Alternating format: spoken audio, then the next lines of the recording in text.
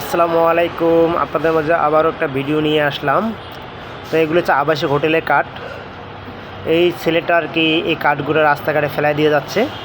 তো আমরা এই ছেলেটাকে ধরে আটকাইছি আর কি। আটকানোর পরে একে বলতেছি, তুই এই কাঠগুলো যে কেন ফেলাচ্ছস এদিক দিয়ে, রাস্তাঘাটে অপরিষ্কার করতেছস কেন? তো একে ধরে এই কাঠগুলো এর দ্বারাই পরিষ্কার করাই নিতেছি। তো বাকি কাঠগুলো আমরা আমাদের আন্ডারে নিছি। এই কাঠগুলো নিয়ে যে আমরা ড্রেনে ময়লাতে ফেলাই দিচ্ছি আর কি।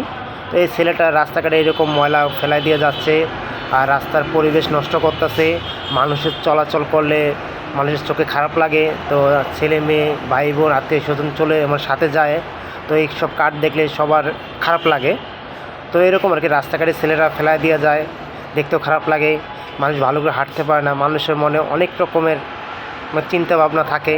তো এইসব লজ্জা শরমের ব্যাপার স্যাপার মানুষের মনে অনেক কিছুই ইচ্ছা হয়, অনেক কিছুতে অনেক সময় এইসব কাঠ দেখে অনেকে অনেক জায়গায় যাইতে চায়।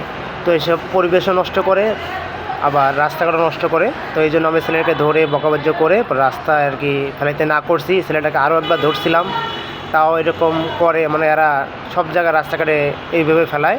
আর আমাদের পুলিশ প্রশাসনও এইসব ব্যবস্থা নেয় না, কেননা রাস্তাঘাটে ফেলায় এরা এইভাবে ফেলায়। এদের কত যদি পুলিশ প্রশাসন যদি এই ব্যবস্থা নিত তাহলে এইভাবে ফেলাইতে পারতো না। তো এই জন্য আমরা ছেলেটাকে ধরছি।